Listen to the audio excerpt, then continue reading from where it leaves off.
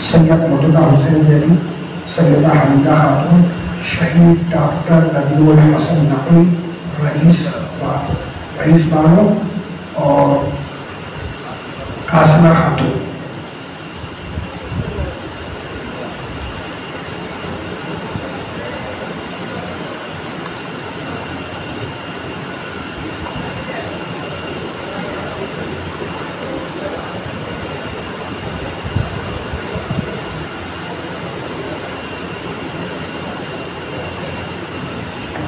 محمد علیہ محمد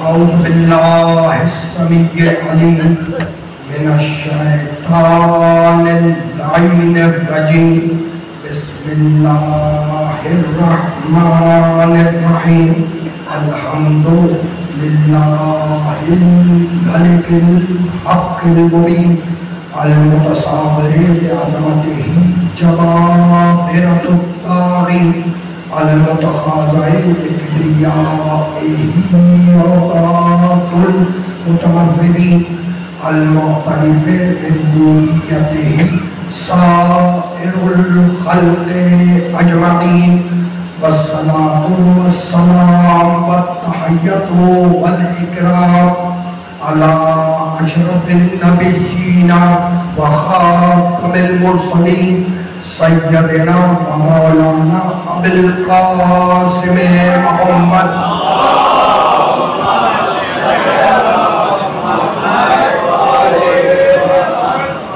وأهل بيته الطيبين الطاهرين المعصومين المظلومين أما بعد فقد قال الله سبحانه وتعالى في محكم كتابه المبين بسم الله الرحمن الرحيم أفمن يهدي إلى الحق أحق أن يتبع أمن لا يهدي إلا أن يهدى فما لكم كيف تحكمون صلوات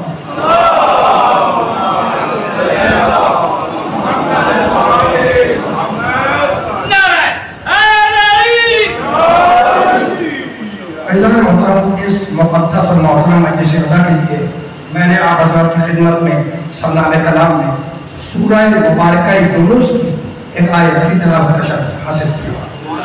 سورہ یونس قرآن مجید کا 10واں سورہ ہے اور وہ آیت جس کی تلاوت کا شرف حاصل کیا گیا اس کا نشان ہے 35۔ 10واں سورہ 35ویں آیت۔ پروردگار عالم اس آیت مبارکہ میں یہ ارشاد فرما رہا ہے کہ افمن یہدی الی الحق احق ان یتبع، ایک وہ ہے جو حق کی ہدایت کر رہا ہے اور دوسرا وہ ہے جو محتاج ہدایت ہے۔ فما لکم کیف تحکمون، تو فیصلہ تم کرو کہ اس کی پیروی کرو گے، اس کا اتباع کرو گے جو حق کی ہدایت کر رہا ہے، یا اس کے پیچھے جاؤ گے جو خود محتاج ہدایت ہے۔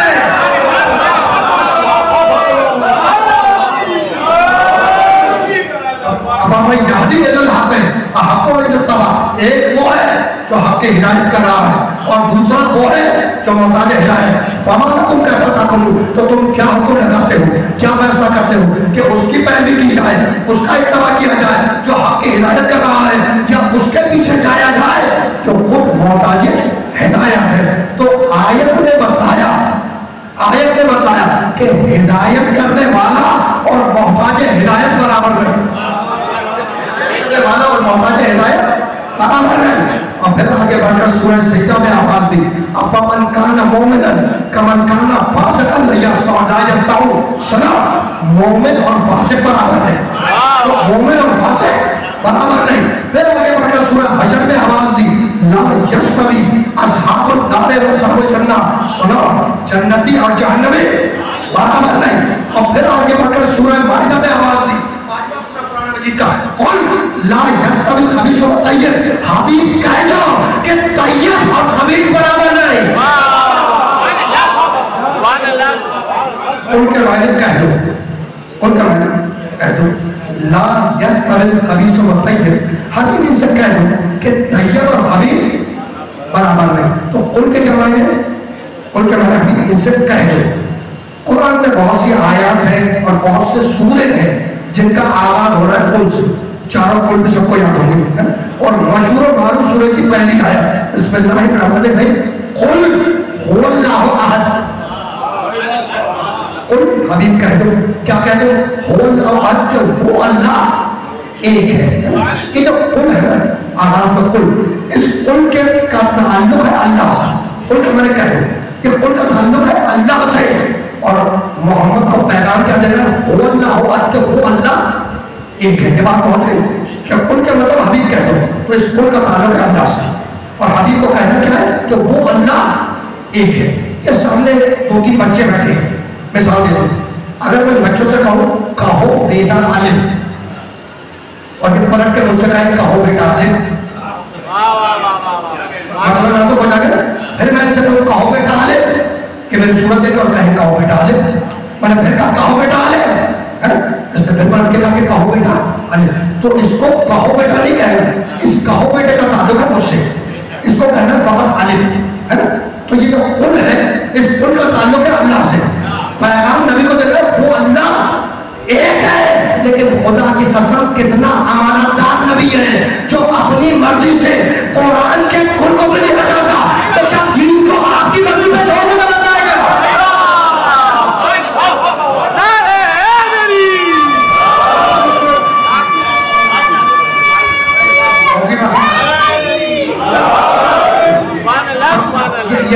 یہ بات سامنے جو بچہ بیٹھا ہے اس کا بھرپور طریقے سے پہنچی, اس لیے کہ اس نے فقط سبحان اللہ نہیں کہا لیکن نعرہ بھی لگا دیا اور لگائے. اور میں اسے ذکر علی سے کیوں معلوم کروں؟ اس لیے کہ نبی کے حدیث کا ذکر علی نے مانا, علی کا ذکر مانا ہے. تو بولنا نہیں ہے, قل میرے محمد سے کہے لا یستوی الخبیث والطیب, کہ خبیث اور طیب برابر نہیں ہے. طیب خبیث برابر نہیں. یہ طیب کے معنی کیا ہے؟ یہ تو سب نے بتا دیا, میں تو بچے سے پوچھ رہا تھا. طیب کے معنی آپ تو سن لیا, طیب کے معنی پاک. اور یہ بھی سن لیا کہ میں نے طیب کے معنی دوسری تیسری جماعت میں یاد کیے تھے, اسکول میں یاد کرایا گیا تھا. پہلا کلمہ طیب, طیب معنی یہ میں نے کیوں کیا, یہ کیوں پڑھ کے بتایا؟ اس لیے بتایا کہ اسکول میں جو پڑھایا جائے اسے یاد رکھنا چاہیے, کہیں نہ کہیں کام آئی جاتا ہے. تو طیب کے معنی کیا ہے؟ پاک. خبیث کے معنی نجس. طیب کے معنی پاک, خبیث کے معنی نجس. آخری نبی کو بھیجا کیوں؟ اگر آپ نے 20 سورہ آراف 7واں سورہ قرآن مجید کا بسم اللہ الرحمن الرحیم الذین یتبعون رسول النبی الامی الذی یجدونہ مکتوبا عندهم فی التوراۃ والانجیل یأمرهم بالمعروف وینہاهم عن المنکر ویحل لهم الطیبات ویحرم علیہم الخبائث ویضع عنہم اصرهم والأغلال التي كانت علیہم والذین آمنوا به وعزروه ونصروه واتبعوا النور الذی انزل معه اولئک هم المفلحون. اس آخری نبی کو بھیجا کیوں؟ آرام بے سب پوری حرکت ادبانی کرنا درمیان سے.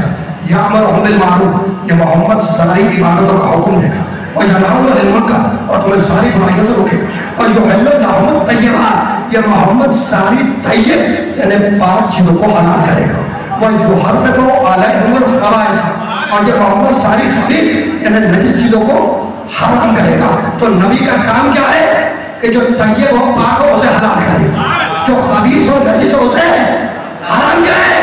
خدا کی قسم ماہ ربیع الاول کا آغاز ہے, یہ مہینہ منسوب ہے میرے نبی سے.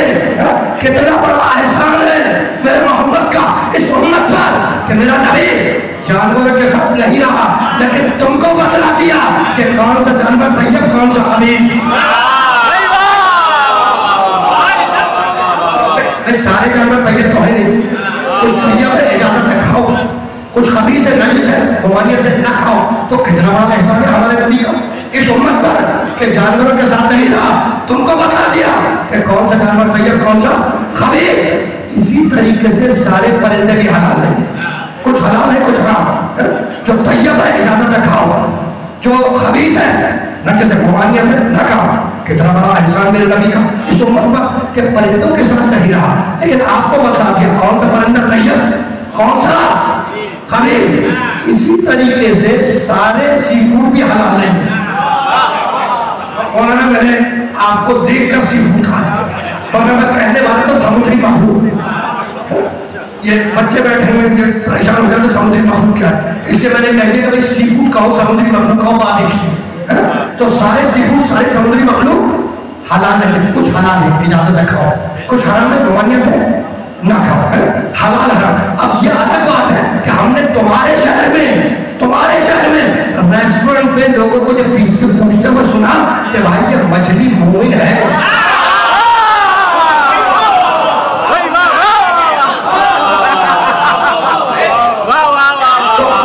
مچھلی مومن ہے نہیں، یہ میرا موضوع نہیں ہے. مچھلی مومن ہے یا نہیں یہ میرا موضوع نہیں ہے. لیکن یہاں تک بات آگے جا رہے پرچہ لے کے تو بیٹھے نہیں عمر میں بات آگے تو مچھلی کے حوالے سے ایک آیت بھی سنتے تھا. حضرت یونس علیہ السلام اپنے قوم سے ناراض ہوئے.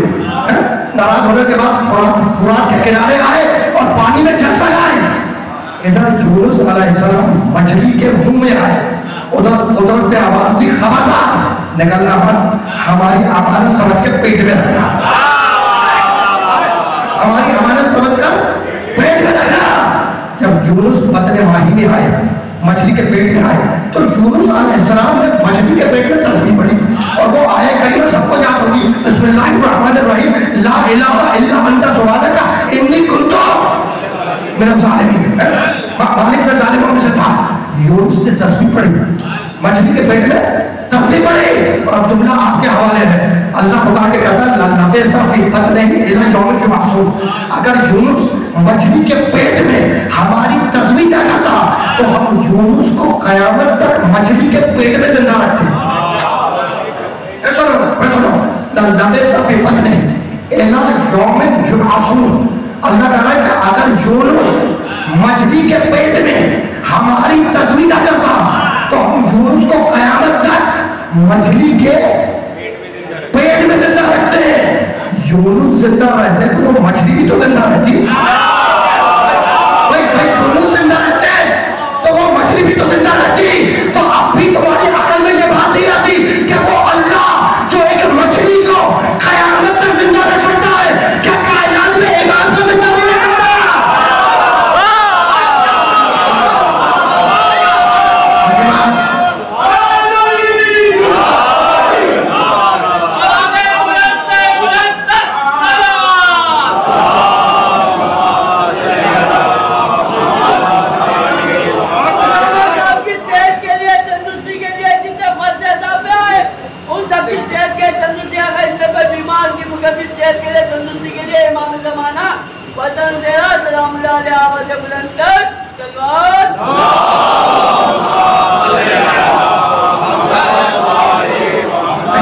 پیچھے والے سامان جو تشریف فرما باتیں پہنچ گئی، مشکل باتیں تو نہیں ہیں، بس یہی سے گفتگو آگے بڑھ گئی. تو درمیان میں بات آگے مچھلی والی، مجھے تو جانا آگے ہے لیکن درمیان میں بات آگے. تو میں نے کہا زمانے کے امام کے حوالے سے جو کہا کیا کرتا ہوا،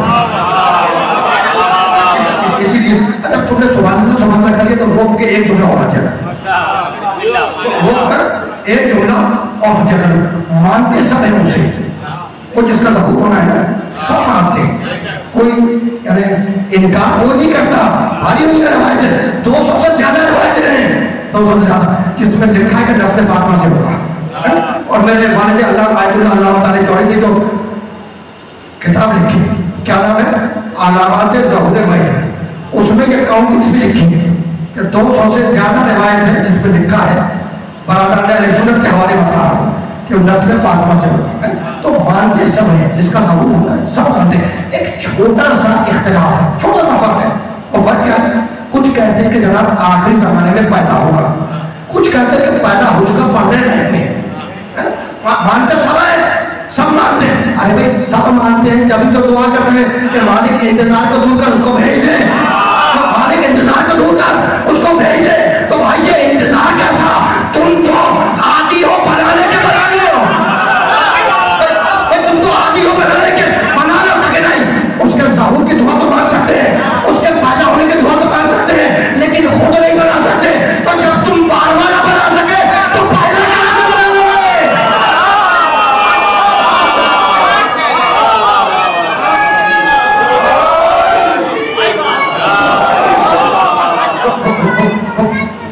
اللہ صلی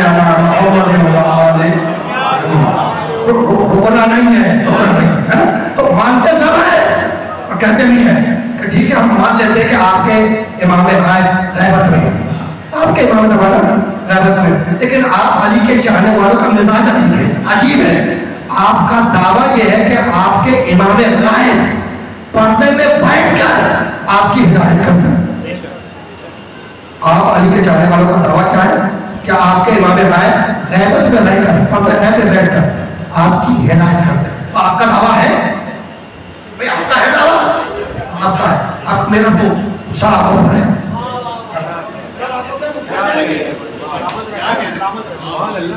سراغوں میں ہدایت ملتی ہے. کل کے بھائی ہدایت ہو کر جو ظاہر ہوگا وہی تو دوسری چیز کو ظاہر کرے گا. یہ غیبت میں بیٹھ کر ہدایت کیسے کرتے ہیں ہماری سمجھ میں نہیں آتا. تو ان کی خدمت میں ہاتھ جوڑ کے عرض کر رہا ہوں کہ میری سمجھ میں نہیں آتا کہ ابلیس غیبت میں بیٹھ کر گمراہ کیسے کرتا ہے.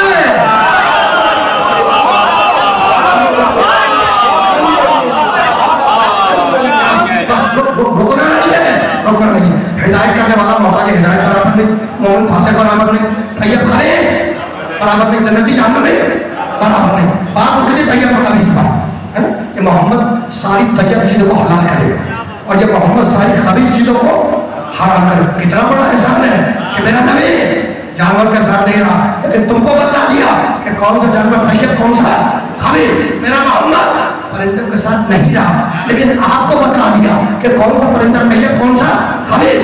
میرا محمد سمندری مخلوقات کے ساتھ نہیں رہا لیکن آپ کو بتا دیا کہ کون سی سمندری مخلوق طیب کون سی خبیث.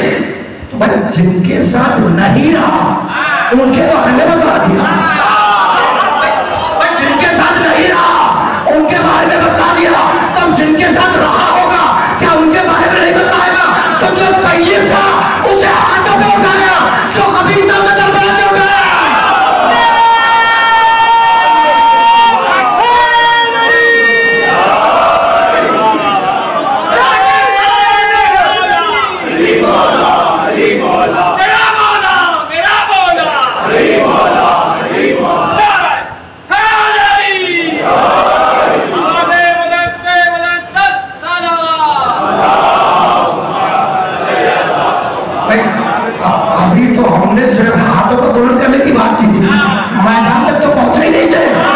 پہلے نعرہ لگا دیا اور یہ نعرہ بھی عجیب و غریب ہے.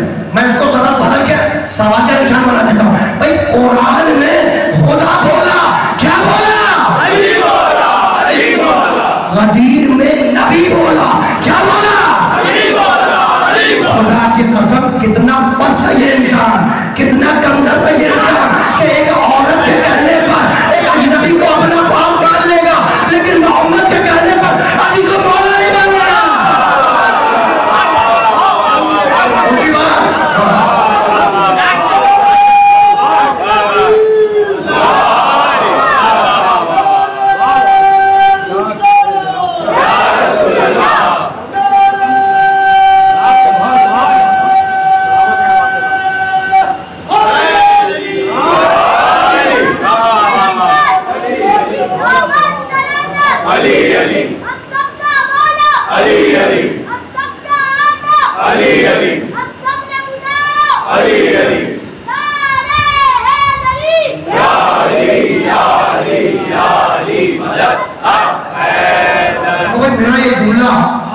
میرے دوست کو اتنا پسند آیا کہ انہوں نے ایک ساتھ 3 نعرے لگا دیے.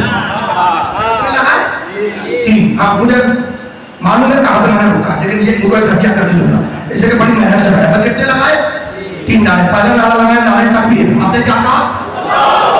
دوسرا نعرہ لگایا نعرے رسالت، تو مہینہ چل رہا، کیا کہا؟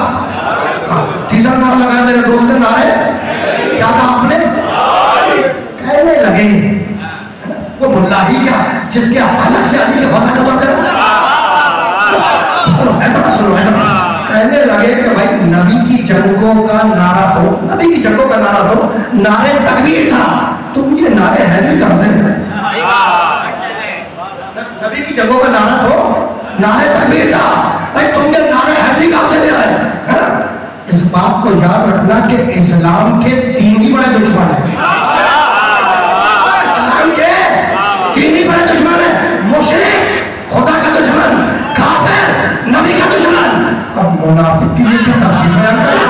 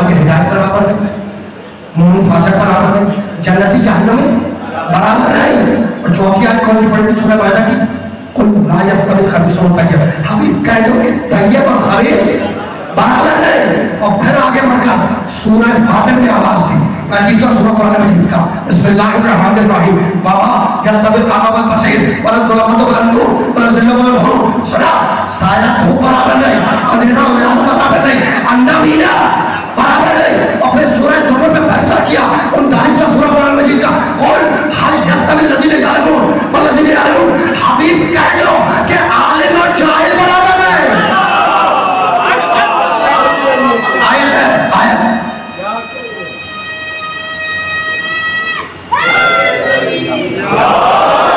حبیب کہہ دو کہ عالم اور جاہل برابر نہیں. میں نے مختلف مقامات سے آیت پیش کی. آیت اب نتیجہ آپ نکال دیں گے، نتیجہ نکلنے والا ہے.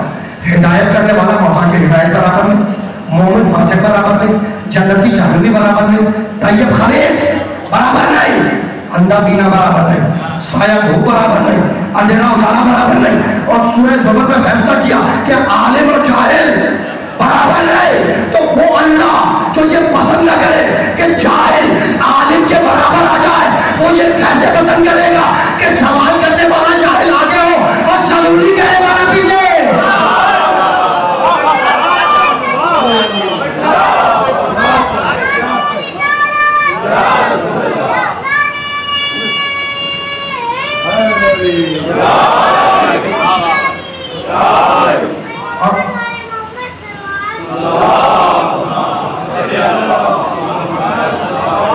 اور یہ ذہن میں رہا ہے کہ تاریخ کا پہلا سلونی میرے نبی کا سلونی ہے. کبھی پھر صحیح ہے، وہی وراثت میں علی تک آیا، علی سے باہر تک گیا. تو مقرر نہیں ہے عالم اور جاہل برابر نہیں. پھر آگے بڑھ کر سورہ رات میں آواز 13واں سورہ قرآن مجید کا، وَنُفَضِّلُ بَعْضَ عَلَىٰ بَعْضٍ فِي الْأُكَلِ. سنا، ساری سبزیاں برابر نہیں. پھر آگے بڑھ کر بنی اسرائیل میں آواز دی، انظر کیفا فضلنا بعضهم علی بعض. سارے انسان برابر نہیں. پھر آگے بڑھ کر آل عمران میں آواز دی، تلک الرسل فضلنا بعضهم علی بعض. سارے رسول برابر نہیں. پھر آگے بڑھ کر صدر سورہ میں آواز دی، وَلَقَدْ فَضَّلْنَا بَعْضَ النَّبِيِّينَ عَلَىٰ بَعْضٍ. سارے نبی برابر نہیں. تو ساری سبزیاں برابر نہیں، سارے انسان برابر نہیں، سارے رسول برابر نہیں، سارے نبی برابر نہیں.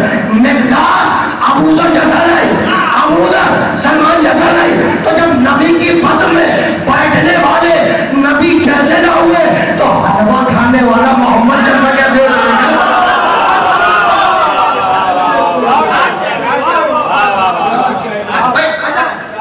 نبی کی فضل میں بیٹھنے والے نبی جیسے نہ ہوئے تو میں نے کیا کہا کون کھانے والا؟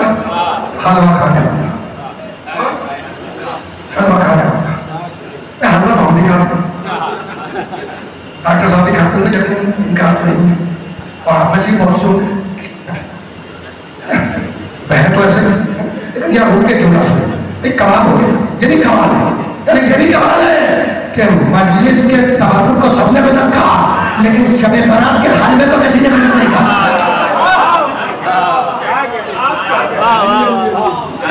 یہ بھی کمال ہے. کہ خود کہا رہے تو پھر کون سی وہ ٹینشن رکنا نہیں ہے. تو ہم محمد جیسے محمد ہم جیسے باہر رکھنے والے بھائی. میں ایک 5-6 دقیقے اور رکوں گا پھر میں گیا وہاں پر جہاں پہ لے کے جاتا ہے. لیکن یہاں پہ رک کے ایک تو استدلال سنتے جائیں. کہتے ہیں کہ ہم محمد جیسے محمد، ہم جیسے بچڑتے ہم ان جیسے وہ ہم جیسے. ابھی تقریباً محرم سے 20 روز قبل ایک عید گزری ہے. 20 روز قبل کون سی عید ہے؟ عید قربا. عید قربا. اچھا عید قربا میں قربانی کرتے ہو کیا کہتے ہو؟ قربانی کرتے ہو کیا کرتے ہو؟ جانور قربان کرتے ہو مویشی. اچھا وہ یہ کیوں کرتے ہو؟ ادھر سے آواز ہے سنت ابراہیم. اچھا وہ یہ سنت ابراہیمی بنی کیسے ہے؟ خواب دیکھا تھا. خواب دیکھا. اچھا کیا خواب دیکھا تھا حضرت ابراہیم؟ حضرت ابراہیم نے کیا خواب دیکھا تھا؟ کہ بیٹے کو ذبح کر رہا ہے. ڈاکٹر صاحب میں نے ترجمہ کروا دیا لوگوں سے. اب آئے پڑھنے جاؤ. ٹھیک ترجمہ ہوگا؟ ترجمہ ٹھیک ہوگا. فلما بلغ معه السعي، فلما بلغ معه السعي، جب اسماعیل چلنے پھرنے کے قابل ہوئے، قال یا بنیا ابراہیم کہہ رہے کالا جب بولے گا اے میرے بیٹے انی عارف فی المنام، بیٹے میں مسلسل خواب دیکھ رہا ہوں. کیا خواب دیکھ رہا ہوں؟ انی اصبحک فانظر ماذا ترى، کہ میں تجھے ذبح کر رہا ہوں. تو بیٹے تمہاری رائے کیا ہے؟ بیٹے تمہاری رائے کیا ہے؟ قالا اسماعیل بولے قالا یا ابت افعل ما تؤمر ستجدنی انشاءاللہ من الصابرین. بابا آپ کو جو امر الہی ہوا ہے، حکم الہی ہوا ہے، آپ اس پر عمل کریں، انشاءاللہ آپ مجھ کو صبر کرنے والوں میں پائیں گے. حضرت ابراہیم نے خواب دیکھا. دوسرے دن صبح کو اسماعیل کا ہاتھ تھاما، لے کر قربان گاہ پر آئے، لٹا دیا اور گلے پہ چھری رکھ دی. سب نے لکھا میں آج پڑھ کے سنانی ترجمہ کرتے ہیں. یہ چل رہا ہے 1444 ہجری 2022 اور پہلی ربیع الاول. ایسے ہی انگریزی تاریخ کیا ہے؟ 28 کی تاریخ ہوگی. آج شب میں رات میں اگر کوئی مسلمان خواب میں یہ دیکھے کہ وہ اپنے بیٹے کو ذبح کر رہا ہے تو آپ اجازت دیں کہ وہ صبح کو اٹھ کے اپنے بیٹے کو قربان گاہ پر لے کر جائے اور ذبح کر دیں. اجازت دیں گے آپ؟ نہیں دیں گے. خدا کی قسم ساری دنیا کا مسلمان، ساری دنیا کا مسلمان اس کی جان کو آ جائے گا اور یہی کہے گا کہ وہ نبی کا خواب ہے کہ تمہارا خواب ہے. وہ نبی کا خواب تھا، یہ تمہارا خواب ہے. تو جب نبی کا خواب تمہارے خواب جیسا نہ ہوا تو تم محمد جیسے کیسے ہو جاؤ گے؟ بھائی حیرت سوچنے والی بات. بس اب رکنا نہیں ہے، اس مرحلے پر رکنا نہیں ہے. لیکن یہاں میں نے آیت پڑھ دی تو میرا جی چاہ رہا ہے کہ ایک اسٹائل جو میرے حافظے میں ہے اس وقت وہ ہتیا کرنا پڑا. ابراہیم نے کیا کہا کہ میں خواب دیکھ رہا ہوں، خواب دیکھ رہا ہوں کہ میں تمہیں ذبح کر رہا ہوں. بیٹے نے کیا جواب دیا؟ افعل ما تؤمر ستجدنی انشاءاللہ من الصابرین. آپ کو جو امر الہی ہوا ہے آپ اس پہ عمل کریں، انشاءاللہ آپ مجھ کو صبر کرنے والوں کو پائیں گے. یہی کہنا ہے اسماعیل کہ آپ کو جو امر الہی ہوا، حکم الہی ہوا، آپ اس پر عمل کریں، ذبح کریں مجھے. آپ مجھ کو کس میں پائیں گے؟ انشاءاللہ من الصابرین، صبر کرنے والوں میں. اس بات کو یاد رکھنا کہ صبر ہمیشہ مصیبت پر ہوتا ہے، صبر ہمیشہ مصیبت پہ ہوتا ہے. تو اسماعیل نے قربان گاہ کو مصیبت سمجھا، جب کہا کہ انشاءاللہ آپ مجھ کو صبر کرنے والوں میں پائیں گے. اور ادھر ہجرت کی شب مشرک ننگی تلواریں لیے ہوئے کھڑا تھا، نبی کے گھر کو گھیرے، نبی کو قتل کرنا تھا. یہی تو ہے نا. اچھا اس مرحلے پر نبی نے جانبداری کر کے علی کو رشتہ میں نہیں سلایا، یہ نہیں کہتا یعنی جا تاکہ رشتہ میں سلنا. نبی نے سوال کیا ایوکم جمیتا فرمائشی، کوئی ہے کوئی آج کی شب میں رشتہ پر سونے والا؟ اگر جانبداری کر کے علی کو سنا دیتے تو بعد میں بہت سے لوگ یہی کہتے کہ بھئی خواہش تو ہماری بھی تھی. ٹھیک ہے مجھے ننگی تلوار لے کے کھڑا ہو، کوئی مسئلہ نہیں ہے. بھئی خواہش تو ہماری بھی تھی کہ ہم بھی سو جاتے ہیں. خواہش تو نہیں ہماری، لیکن نبی نے ہم سے پوچھا ہی، اس لیے نبی نے پہلے سوال کیا ایوکم، ہے کوئی تم میں جو آج کی شب میں بستر پر سوئے؟ علی آگے بڑھے اور آگے بڑھنے کے بعد رسول سے پوچھتے لگے کہ یا رسول اللہ کیا میرے سونے سے، کیا میرے سونے سے آپ کی جان بچ جائے گی؟ کہا یا نہیں بچ جائے گی. فوراً سجدہ شکر ادا کیا اور فوراً سجدہ شکر ادا کیا. اور یہی تو سمجھانا چاہ رہا ہوں کہ صبر ہوتا ہے مصیبت پر اور شکر ہوتا ہے نعمت پر. یہی تو سمجھانا چاہ رہا ہوں. بھائی علی نے قربان گاہ کو نعمت سمجھا، جب تو شکر ادا کیا. یہی تو ہے. اچھا بھائی علی خود نعمت نہیں ہے، خود بھی نعمت ہے. آیتیں پڑھنے کی ضرورت نہیں ہے، جگہ پڑھنے لکھے لوگ ہیں الجواب اکملت لکم دینکم واتممت علیکم نعمتی. بھائی نعمت تو ہے، بھائی ایسا ہے. اب رک جاؤ، نعمت ہے، رک جاؤ. اللہ قرآن میں کہتا ہے لا ان شکرتم لازیدنکم ولا ان کفرتم ان عذابی لشدید. سنو، اگر نعمت پر شکر ادا کرو گے تو میں نعمت کو بڑھاؤں گا، اور اگر نعمت پہ شکر ادا نہیں کرو گے، کفران نعمت کرو گے تو میں نعمت کو وہیں پر روک لوں گا. تو یہ آیت کا اصول سمجھ میں آ گیا کہ جہاں نعمت پر شکر ادا ہوگا وہاں نعمت بڑھے گی، اور جہاں نعمت پر شکر ادا نہیں ہوگا وہاں پہ نعمت کو روک لے گا. یہی تو سمجھانا چاہ رہا ہوں کہ جہاں نعمت پر شکر ادا نہیں ہوا ہم جیسا کہا گیا، جہاں نعمت پر شکر ادا نہیں ہوا اپنے جیسا नेमत को रोक लिया, और जहां नेमत पर शुक्र अदा हुआ तो तुमने मोहम्मद पे शुक्र अदा किया, हम अली को देंगे।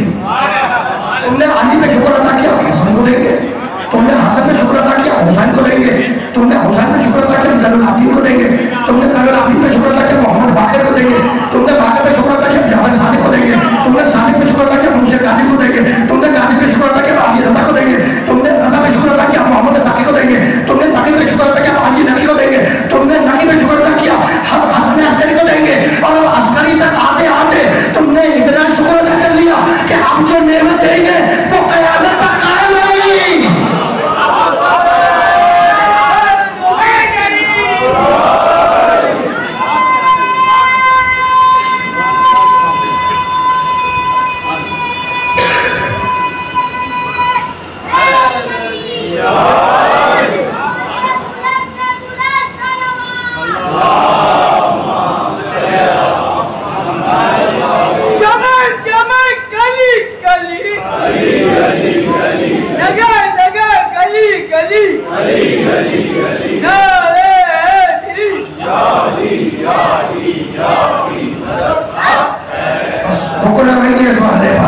तो जब नबी का ख्वाब आपके ख्वाब जैसा ना हो तो फिर नबी आप जैसा कैसे है ना भाई। ये वो नबी है, ये आखिरी नबी, ये वो नबी है कि जिसे रसूल ने हिदायत पर आके भेजा।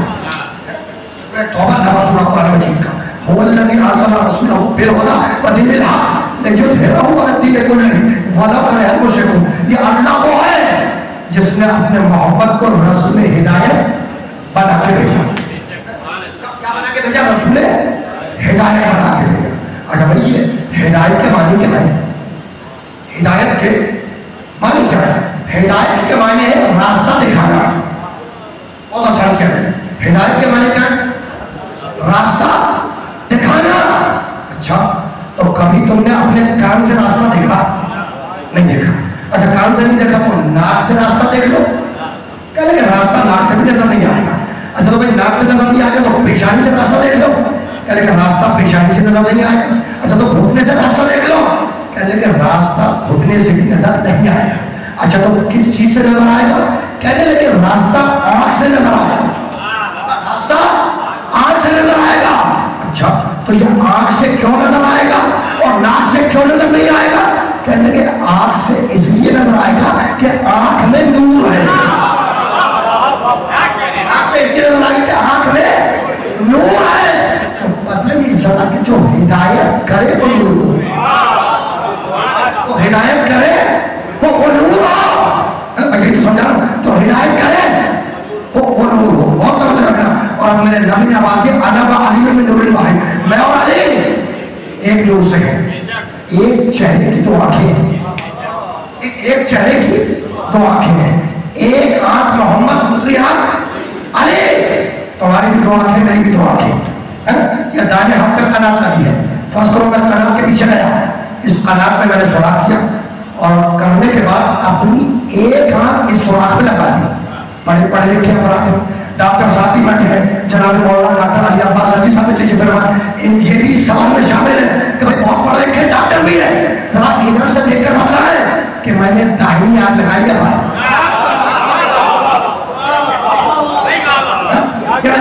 एक्सरे मशीन को छोड़कर कुदरती आंख से देखकर बताओ कि दाहिनी आंख लगाई या भाई नहीं बता सकते, कयामत तक नहीं बता सकते। भाई यही तो मैं भी समझाना चाह रहा हूँ कि जब तक गैब में रहे पता न चले कि कौन मोहम्मद है कौन अली, जब सामने आए तो पता चले कि ये नबी है ये वली।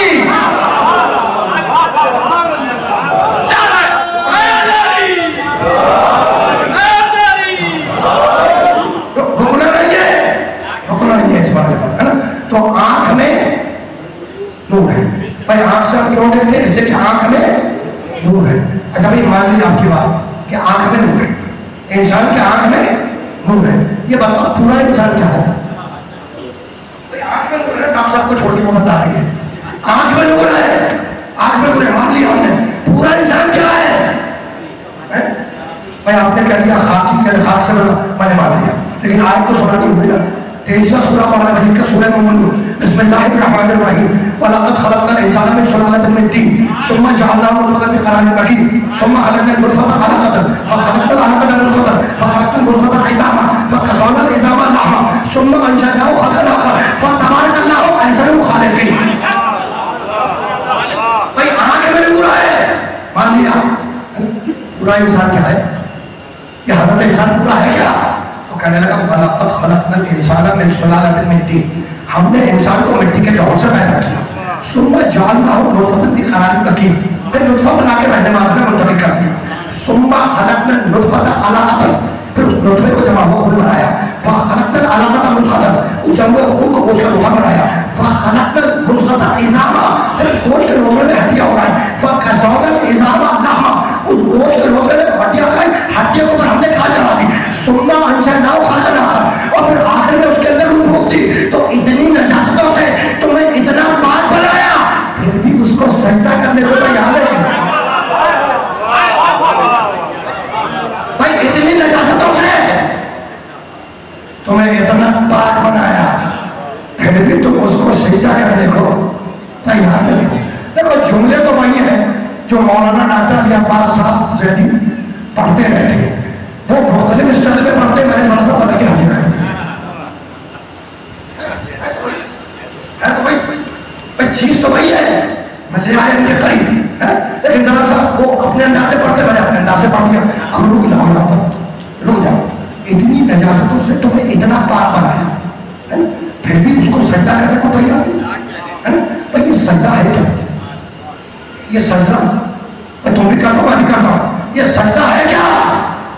تو سر کو پیشانی کو سر کو مٹی پہ رکھ دینا زمین پر اللہ کی بارگاہ میں اور کیا کہنا ہے سبحان ربی الاعلی و بحمدہ. یہ سبحان بنائے تسبیح سے. تسبیح کے معنی کسی چیز کی بیائی کا اعلان کرنا. کسی چیز کی بیائی کا اعلان کرنا یہ تسبیح کے معنی. تو سر کو سجدہ ہے. سجدہ سمجھا سجدہ. سر کو پیشانی کو زمین پر رکھ دیا. تم نے سر کو زمین پر رکھ دیا مٹی پہ رکھ دیا اللہ کی بارگاہ میں اور اس کی بیائی کا اعلان کیا. اسی کا نام سجدہ ہے. کبھی تم نے سوچا کہ یہ سر تم نے سجدے میں رکھا ہے.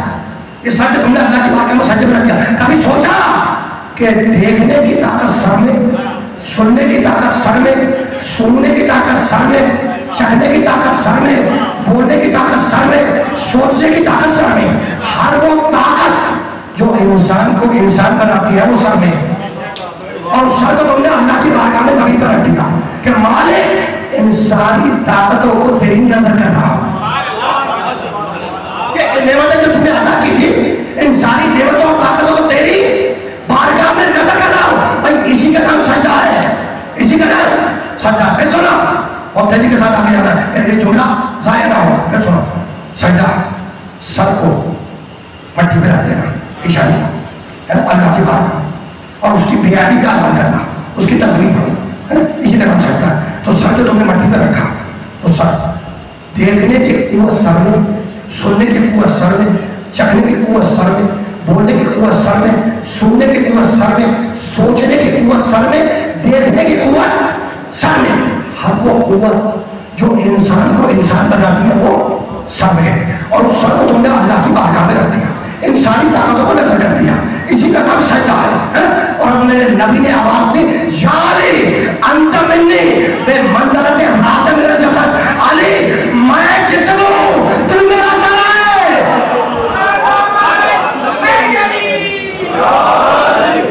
نبی نے آواز دی یا علی میں جسم ہوں تو میرا سر ہے. اب سمجھ میں آیا کہ نبی کے بولنے کی قوت علی, نبی کے چہرے کی قوت علی, نبی کے دیکھنے کی قوت علی, نبی کے سوچنے کی قوت علی. تو علی سے پروانہ لے لو ورنہ جہنم میں پھینک دیے جاؤ گے.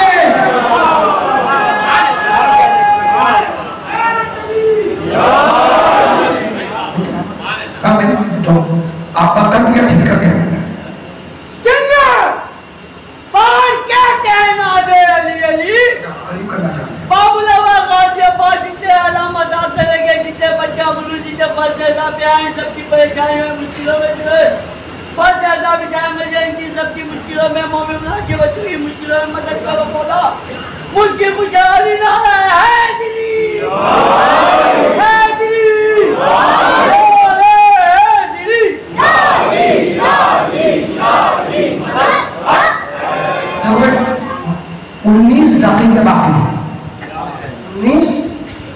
अभी ज़ाहिर है लफ्ज़ दक़ीक़ा तो 50 साल से ज़्यादा सुनते रहे, इसके तर्जुमे की ज़रूरत है नहीं, ऐसे क्या 19 दक़ीक़ों में गुफ्तगू को तमाम करना है और ज़ाहिर है 8-9 मिनट मसाइल भी पढ़ने, इसलिए मुझे फ़ज़ाइल के लिए तकरीबन 9 से 10 मिनट 10 दक़ीक़ा सुन जाओ। इसी आयत पर रुक जाओ, आगे नहीं जाओ, इसी आयत पर रुक जाओ। ये वलक़द ख़लक़नल इंसान मिन सुलालतिन मिन तीन, हमने इंसान को मिट्टी के जौहर से पैदा किया। तो ये पैदा होना, पैदाइश, देखो हर चीज़ का आगाज़ है हिलकत से, हिलकत से आगाज़ है, पैदाइश से आगाज़ है। तो ये पैदा होना, पैदाइश, ये दलील महकूमियत है। आगाज़ है हिलकत से, पैदाइश से आगाज़ है, ये पैदा होना दलील महकूमियत है। आसान में अपने जुमलों के बात होता है, तो मैंने ये कहा कि पैदा होना क्या है, दलील महकूमियत है। आसान करो, मैं अपने बाप के घर में पैदा हुआ, मेरे बाप हाकिम में उनका महकूम, आप अपने वालिद के घर में पैदा हुआ, आपके वालिद हाकिम, आप उनके महकूम। कोई आपके घर में पैदा हुआ, आप उसके हाकिम, वो आपका महकूम। और नहीं बात, तो पैदा होना दलील महकूमियत है। अच्छा बोलिए, हाकिम और महकूम किसे कहते हैं? हाकिम, हाकिम जो हुक्म दे, महकूम जो उस पर अमल करे। और जिस मिजाज की जमहूरियत में तुम जिंदा हो, तो तुम नहीं हाकिम महकूम के लफ्ज़ से मालूम होगा तो कौन होगा? जिस तरह की नाम ने जमहूरियत में जिंदगी गुजार रहे, माजी में भी यही हाल था, मौजूदा हाल भी यही है। मैं इस पर कमेंट नहीं करना चाह रहा, मैं जाने के मैं कोई सियासी मैदान तो रखता नहीं, अब पढ़ने को आए थे ना हो तो इन पर कमेंट करूँ।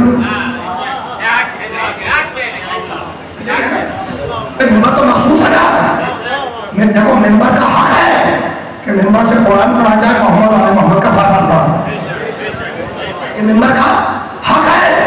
ठीक है, कभी कभार आदमी एक 10-12 सेकंड की स्टेटमेंट देके आगे बढ़ जाता है, पूरी मजलिस नहीं पढ़ता है, रुकना नहीं है, रुकना नहीं है इस बात पर, आगे का। तो पैदा होना क्या है, दलील महकूम है, हाकिम जो हुक्म दे महकूम तो उस पर अमल करे। पैदाइश, पैदा होना दलील महकूमियत है। मैं अपने बाप के घर में पैदा हुआ, मेरे बाप हाकिम है उनका महकूम, आप अपने वालिद के घर में पैदा हुए, आपके वालिद हाकिम, आप उनके महकूम। कोई मेरे घर में पैदा हुआ, मैं उसका हाकिम हूं, मेरा महकूम। तो पैदा होना दलील महकूमियत है। यही सबब है कि नबी की पैदाइश से पहले नबी के बाप को उठा लिया कि कहीं मोहम्मद बाप का महकूम न बन जाए। ये बात पहुंच गई, तो पैदा होने दलील महकूमियत है। मैं अपने बाप के घर में पैदा हुआ, मेरे बाप हाकिम का महकूम, आप अपने बाप के घर में पैदा हुए, आपके बाप हाकिम आप उनके महकूम। कोई आपके घर में पैदा हुआ, आप उसके हाकिम हो, आपका महकूम। तो पैदा होना दलील महकूमियत है। यही सबब है कि नबी की पैदाइश से पहले नबी के बाप को उठा लिया कि कहीं मोहम्मद बाप का महकूम न बनने पाए। तो जिसे बाप का महकूम न बनने देना था, उसके बाप को उठा लिया, और जिसके बाप को नहीं उठाया, उसे बाप के घर में पैदा नहीं किया, अपने घर में पैदा किया।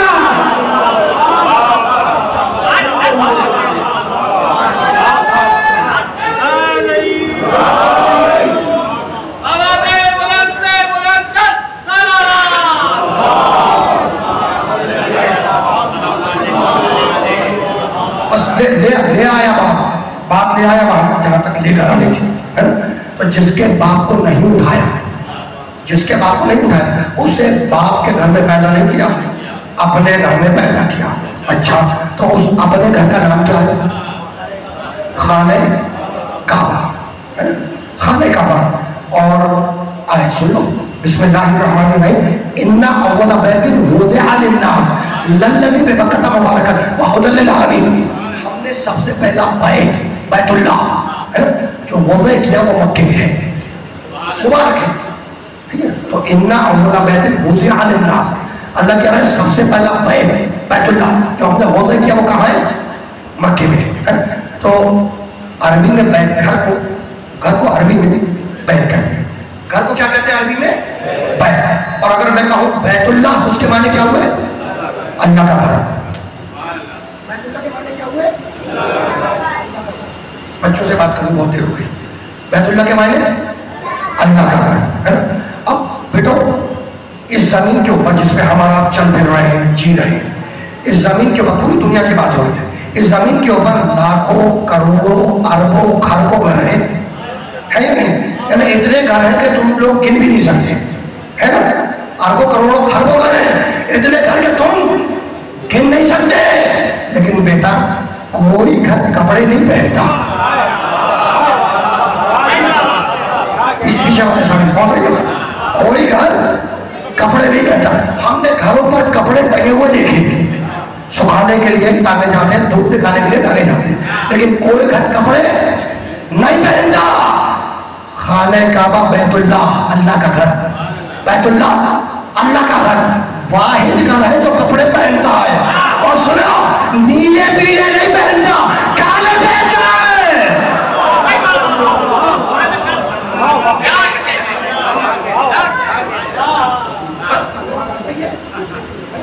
کوئی گھر کپڑے نہیں پہنتا.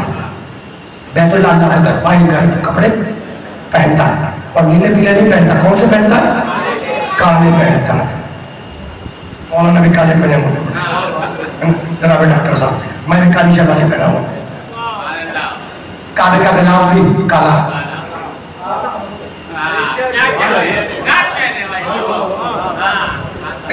کالے چلا جا رہا ہے تو کالا کپڑا کالا غلاف کالی چادر کعبے کے اوپر واحد گھر ہے جو کپڑا پہنتا ہے اور نیلا پیلا نہیں. کون سا پہنتا ہے؟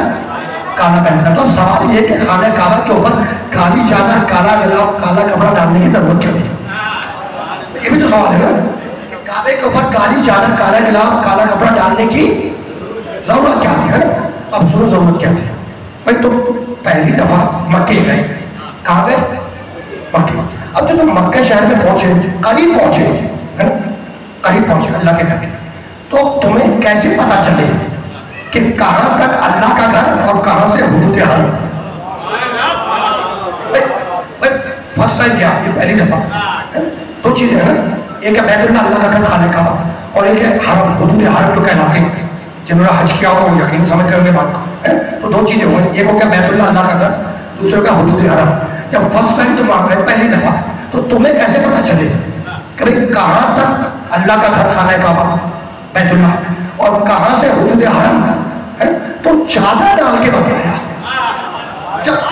بیت اللہ اللہ کا گھر کعبے پر چادر ڈال کے بتایا کہ جو چادر کے اندر وہ میرا گھر اور جو چادر کے بعد وہ حدود حرم. میرے نبی نے بھی یہی کیا. چادر ڈال کے بتایا کہ جو چادر کے اندر وہ میرے گھر ہے جو چادر کے بعد وہ حرم.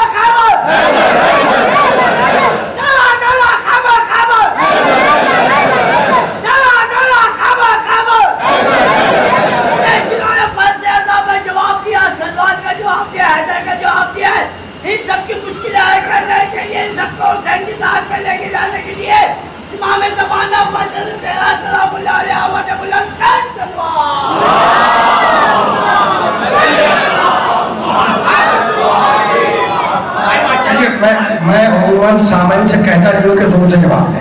آج میں نے کہہ دیا ڈاکٹر صاحب کے چکر میں آج میں نے کہہ دیا.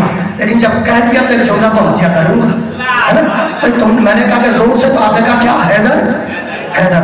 خدا کی قسم کون کہتا ہے کہ شہر علم کا در نہیں ہے؟ حیدر حیدر حیدر.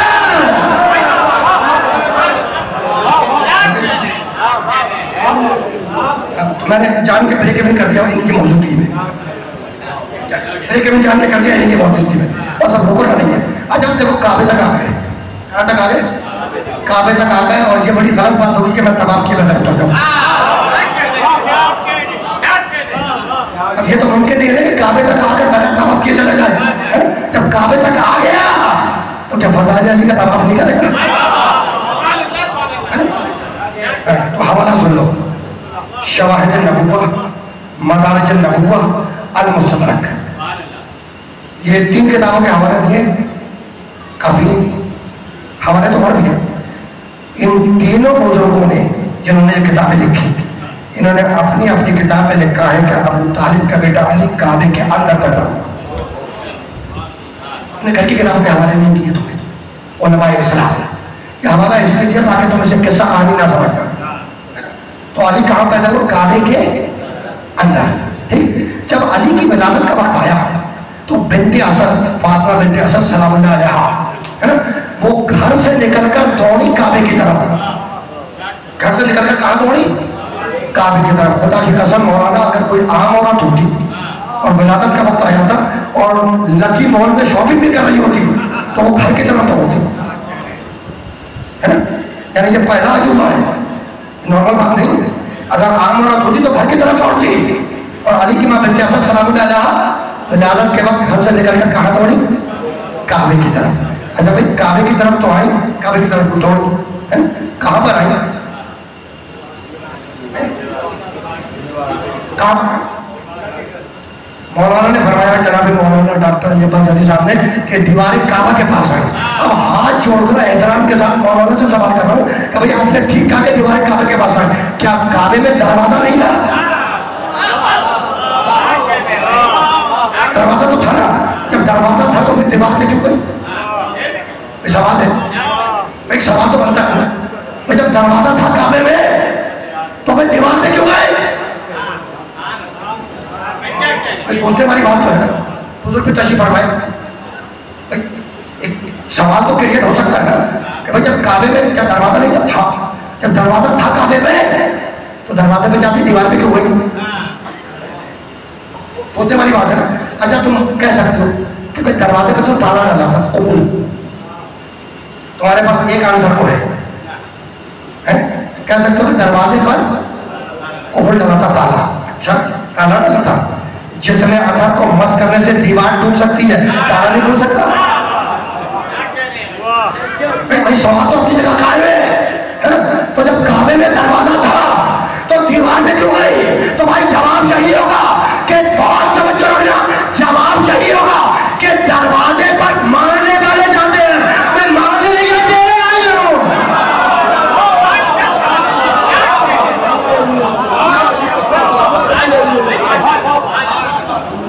میں ماننے نہیں آئے.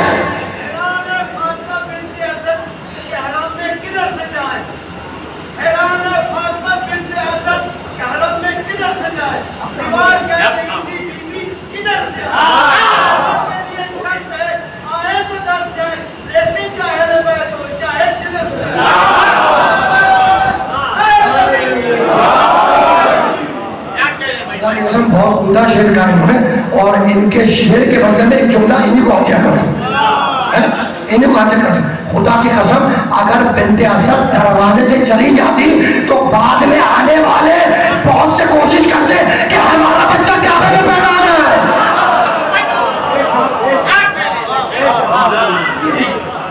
یعنی قیامت تک کے لیے اصول چھوڑ دیا کہ جس کا جی چاہے کعبے میں پیدا ہو، لیکن شرط یہ ہے کہ دیوار راستہ دے.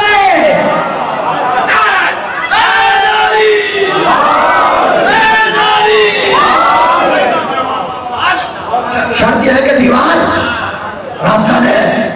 سخنائے تو قریب ہوتے ہیں لیکن خدا کی قسم دامن وقت میں کوئی جائز نہیں ہے. میرا جی چاہتا تھا تھوڑا سا آگے بڑھ جاؤں لیکن دامن وقت میں سبحان اللہ سبحان اللہ مغرون متشکر خواہی معاملہ. اب آپ کے مطلب ایک چند ایک طرف آگے بڑھ گیا مولانا بھول رہے اس لیے ایک قدم بس آگے بڑھنے جا رہے ہیں. کل ایک قدم یہی میں رکھا بس ایک جملہ سنو، ایک جملہ سنو اور بات ختم. بھائی کمال ہو گیا. دیوار ٹوٹی، بنت اسد خانہ کعبہ میں گئی، دیوار واپس بند ہوئی. 3 دن مہمان رہے خانہ کعبہ میں. بنت اسد 3 دن مہمان رہے. خدا کی قسم کسی تاریخ میں نہیں ملتا. یعنی اگر ہماری زوجہ چلی جائیں لکیبل مال کے اندر اور سگنل ڈراپ ہو جائے اور 2-3-4 دفعہ 5 دفعہ فون کرنے سے فون آنسر نہ ہو تو آدمی گھبرا کے رشتے داروں کو فون کرتا بھائی ابھی تک فون بھی نہیں کام کر رہا کہاں ہے 2 گھنٹے سے ٹینشن ہوتی ہے بھیا ایسا ہے یا نہیں. خدا کی قسم 3 دن مہمان رہی کعبے میں. کسی تاریخ میں نہیں ملتا کہ ابو طالب نے گھر سے باہر نکل کر پڑوسیوں سے پوچھا کہ جناب آپ نے میری سودا کو دیکھا ہے.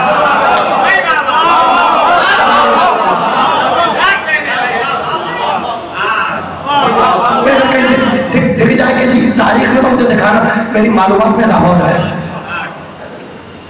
نہیں ملتا ہے نا. یہ دوسرا عجوبہ ہے کہ مولانا میں اوپر تو چلا گیا اب تو 4 منٹ رہ گئے ختم کرو ہونے میں. اب آپ گھومنا کم کرے تو میں ایک تو جملہ آ جائے گا. ہاں زیادہ دیر میں سوال نہیں مجبوری ہے اور ڈاکٹر صاحب کا خیال کرنا پڑتا ہے. لیکن میرا سینہ خراب ہوتا تو انہیں کو کال کرتا ہوں.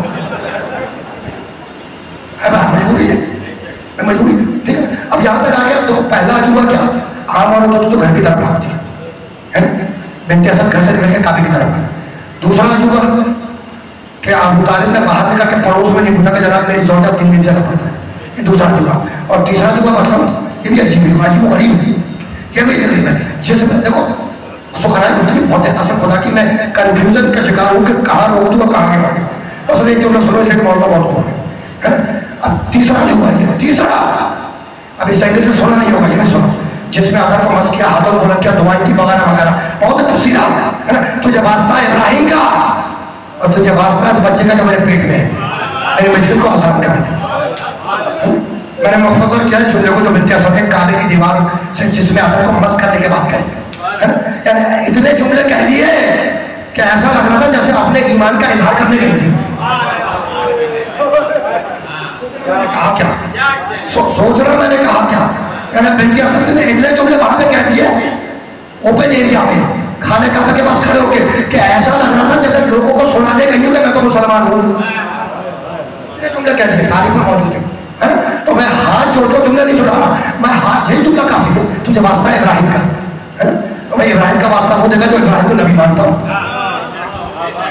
تو بنت اسد یہ عقیدے کے اظہار کا کون سا موقع ہے بھائی اپنے ایمان کا اظہار کر رہی ہے کعبے میں کھڑے ہو کر بھائی یہ کون سی جگہ ہے بھائی یہی تو جگہ ہے بھائی یہی تو جگہ ہے ایمان کے اظہار کی.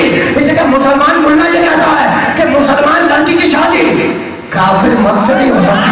تو اگر میں مسلمان ہوں تو ابو طالب کافر کیسے ہو گیا؟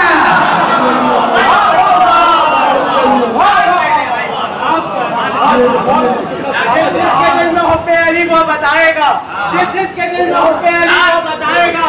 میں نعرہ لگاؤں گا وہ ہاتھ اٹھائے گا نعرہ حیدری.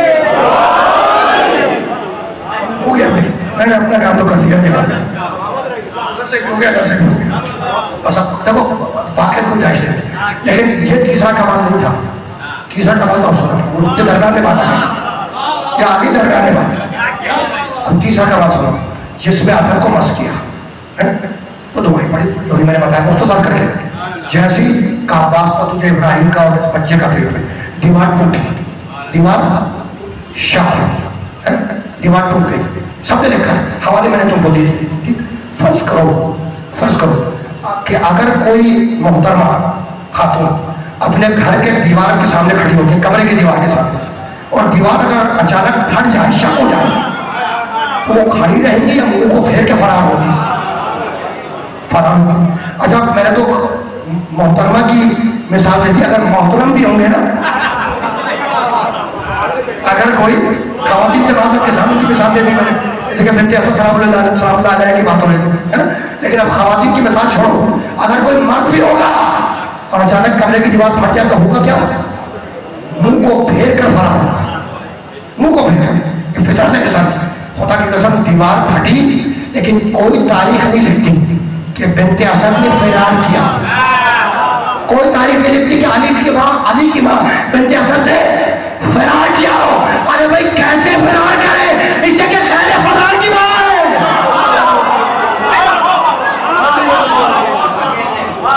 بس گفتگو اس مجبوری ہے بس ہو گیا بہت. ہاں یہ پورے ٹھیک 60.5 دقیقے یعنی 60 منٹ 30 سیکنڈ 60.5 دقیقے ہو گئے، کچھ مرحلے پر اختتام پذیر ہو گئی.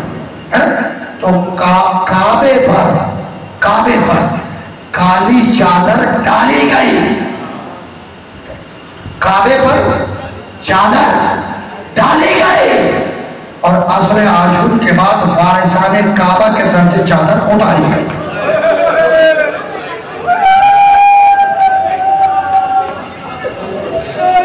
حضرکم اللہ. وارثان کعبہ ہی تو تھی جن کے سر سے چادریں اتاری گئی، چادریں کھینچی گئی. جانتے ہو نا ماہ ربیع الاول چل رہا ہے، نبی سے منسوب ہے، میرے آخری نبی سے. وہ بیویاں جن کے سروں سے چادریں اتاری گئی نا، وہ میرے آخری نبی پیارے نبی محمد مصطفیٰ کی نواسیاں تھی. اور ہمارے آخری نبی پیارے نبی محمد مصطفیٰ صلی اللہ علیہ وآلہ وسلم، ان کی نواسیوں کے سروں سے فقط چادریں نہیں کھینچی گئی، ان کی نواسیوں کے ہاتھوں میں رسیاں بھی تو باندھی گئی.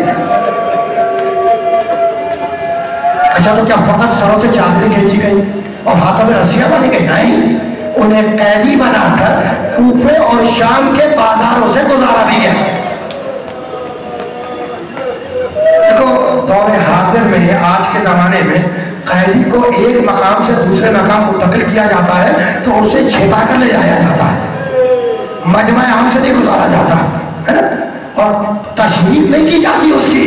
لیکن محمد مصطفیٰ کی نواسیوں کو نامحرموں کے مجمع سے گزارا گیا، کوفے اور شام کی گلیوں سے گزارا گیا، اور خاموشی کے ساتھ نہیں گزارا گیا. ندا دی جا رہی تھی کہ یہ محمد کی نواسیاں جا رہی ہے، یہ فاطمہ کی بیٹیاں جا رہی ہیں.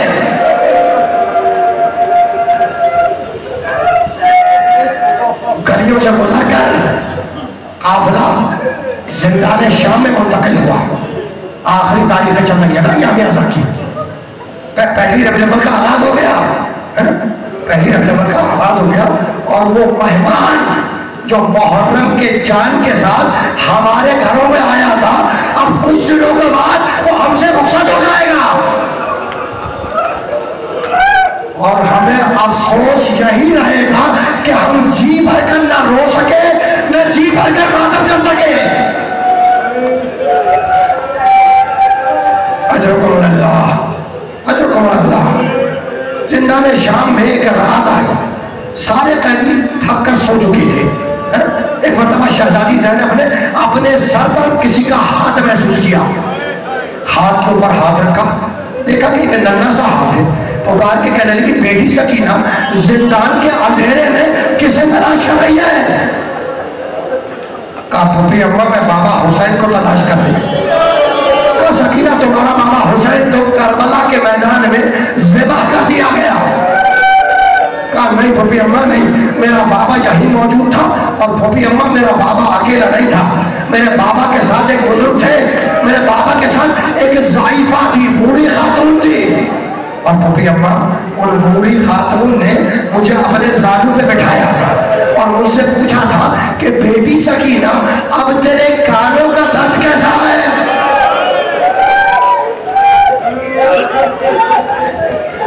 یہ سن کے شہزادی سکینہ نے رونا شروع کیا. ایک ایک بیوی آگے بڑھی، سکینہ کو تسلی دی، لیکن وہ گریہ کرتی رہی. زنجیروں کا لنگر تھام کر میرا چوتھا امام آگے بڑھا، کہا پھوپھی اماں لائے سکینہ کو دے. شاید اسے نہیں نہ جائے. سید سجاد نے دھمکیاں دی، سکینہ کو واقعہ نہیں لا گئی. پکار کے کہا پھوپھی اماں آئے، آ کر سکینہ کو لے لے. زینب آگے بڑھی، سکینہ کو گود میں لیا، سجاد کی صورت دیکھی اور ایک جملہ کہا، بیٹا سجاد انا للہ و انا الیہ راجعون.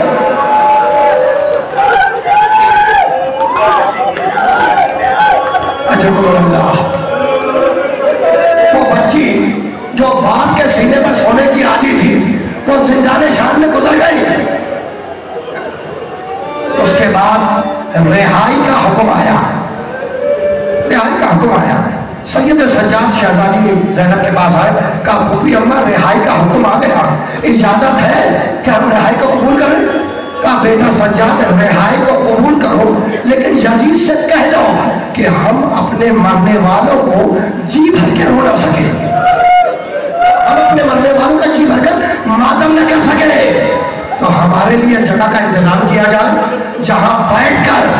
اپنے مرنے والوں کو گریہ کرے، اپنے مرنے والوں کا ماتم کرے. پہلی شرط. کہا سجاد دوسری شرط یہ ہے کہ ہمارا لوٹا ہوا مال و اسباب ہمیں لوٹایا جائے. دوسری شرط. اور سجاد یزید سے کہہ دو کہ ہماری تیسری شرط یہ ہے کہ ہمارے شہیدوں کے سر جو لوگ کے نیزہ میں بلند کیے گئے تھے وہ ہمیں واپس کیے جائے. تینوں شرطیں منظور ہوئی. جگہ کا انتظام ہوا. آل محمد اس جگہ پر منتقل ہوئے. لوٹا ہوا مال و اسباب لا کر شہزادی زینب کے سامنے ڈھیر کر دیا گیا. سنو گے مقتل کیا کہتا ہے؟ میں مقتل سے باہر رواج پڑھنے کا عادی نہیں ہے. جب شہزادی زینب کے سامنے لوٹے ہوئے مال و اسباب کا ڈھیر لگ گیا، سید سجاد قریب میں کھڑے ہیں. ایک مرتبہ شہزادی زینب نے سروں سے چھینی ہوئی چادریں اٹھائی، انہیں ایک طرف کر دیا. کانوں سے نوچی ہوئی بالیاں اٹھائی، انہیں ایک طرف کر دیا. پازیب اٹھائے، ایک طرف کر دیے. چولداریاں اٹھائی، ایک طرف کر دی. زینب نے ایک پھٹا ہوا کرتا اٹھایا، اسے چوما، اپنی آنکھوں سے لگایا. سجاد نے پوچھا کہ پھپھی اماں یہ کیا ہے؟ تو رو کے کہنے لگی کہ اماں فاطمہ اس کرتے کو سیدھی جاتی تھی اور روتی جاتی تھی اور کہتی تھی زینب میں نہ رہوں گی. جب حسین رخصت آخر کو آئے تو اپنے ہاتھوں سے پہنا دینا، اور جب مدینے آیا تو میری قبر پہ رکھ دینا. حضرت اللہ آپ نے گریہ کیا، مجلس تمام ہو گئی، لیکن ایام عزا کی آخری شبیں چل رہی ہے. مجھے اجازت دو کہ میں 2-3 جملے اور ہتھیا کر دوں. گریہ کیا کہ مجلس تمام ہو گئی. اب مقتل لکھتا ہے کہ شہیدوں کے سر آئے، شہیدوں کے سر آئے. وہ سر جو لوگوں نے ہمیں میں رکھیے تھے. راوی کے الفاظ ہیں کہ ہر بیوی اپنے وارث کا سر زانو پہ رکھ کر بین کر رہی تھی، ہے نا. ام لیلہ کے زانو پر شبیہ رسول علی اکبر کا سر تھا. ام فروا کے زانو پر پامال کے ہوا لاشا قاسم کا سر تھا. بی بی ام کلثوم کے زانو پر میرے مولا عباس کا سر تھا. ہر بیوی اپنے وارث کا سر زانو پہ رکھ کر بیان کر رہی تھی کہ ایک مرتبہ شام کی بوڑھی عورتوں نے دیکھا کہ ایک گوشے میں 2 چھوٹے چھوٹے سر رکھے ہیں. کسی نے پکار کے کہا کہ کیا ان کی ماں زندہ نہیں ہے؟ زینب نے سنا، سر کو بلند کیا اور رو کے کہنے لگی کہ ان کی ماں میں ہوں، لیکن بھائی کا ماتم کرو یا بچوں کا ماتم کرو. اجرکم اللہ، اجرکم اللہ. تم نے گریہ کیا مجلس تباہ ہو گئی. اجرکم اللہ. قافلہ 3 دن تک گریہ ماتم ہوتا رہا. 3 دن کے بعد قافلہ تیار ہوا مدینے کے لیے واپسی کے لیے. قافلہ تیار ہو گیا. جب قافلہ تیار ہو چکا تو شہزادی زینب نے سید سجاد کو بلایا اور بلا کے کہا بیٹا سجاد بشیر سے کہہ دو کہ قافلے کو زندان شام سے گزارا جائے. قافلہ تیار ہوا، چلا اور زندان شام کے سامنے آ کر قافلہ رک گیا. بیویاں اپنے ناکوں پہ تشریف فرمائے. رک گیا نا قافلہ. اور شہزادی زینب نے سید سجاد سے کہا کہ بیٹا سجاد بشیر سے کہو کہ شام کی عورتوں کو بلا لائے. شام کی عورتیں آئیں اور آنے کے بعد شہزادی زینب کے ناکے کو گھیر کے کھڑی ہو گئی. زینب نے محمل سے سر کو باہر نکالا اور رو کے کہنے لگی کہ شام کی عورتوں اللہ تمہارے بچوں کو سلامت رکھے. ہمارے پاس بھی ایک بچی تھی جسے زندان کے اندھیرے میں دفن کر کے جا رہے ہیں. اگر دنیا زندگی سے فرصت ملے تو اس بچی کی قبر پر ایک شمع آ کے جلا دینا.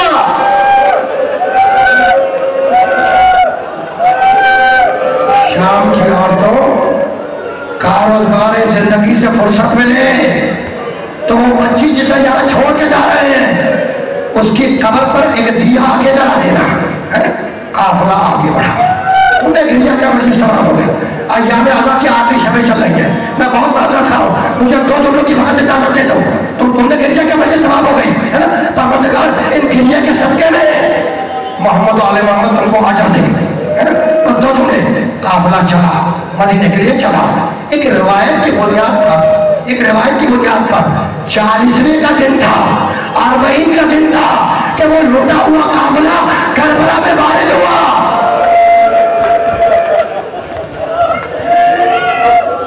کربلا میں آل محمد کا قافلہ آیا، بیویاں ناکوں سے اتری، کہیں جا کے حسین کے قبر مبارک پر زیارت کی، اور ایک روایت کہتی ہے کہ 3 دن کربلا میں قیام کیا۔ 3 دن کے بعد جب قافلہ آگے بڑھنے لگا مدینے کی طرف جانے کے لیے، تو ساری بیویاں اپنے اپنے ناکوں میں سوار ہو گئے۔ اب شہزادی زینب نے اپنے محمل سے سر کو باہر نکالا اور شہیدوں کی قبروں پر نگاہ کی۔ اب جو زینب نے نگاہ کی تو دیکھا کہ حسین کے قبر پر کوئی بیوی بیٹھ کے گریا کر رہی ہے۔ اجرکم من اللہ، اجرکم من اللہ۔ شہزادی زینب ناکے سے زمین پر تشریف لائے، قبر حسین کے قریب پہنچی۔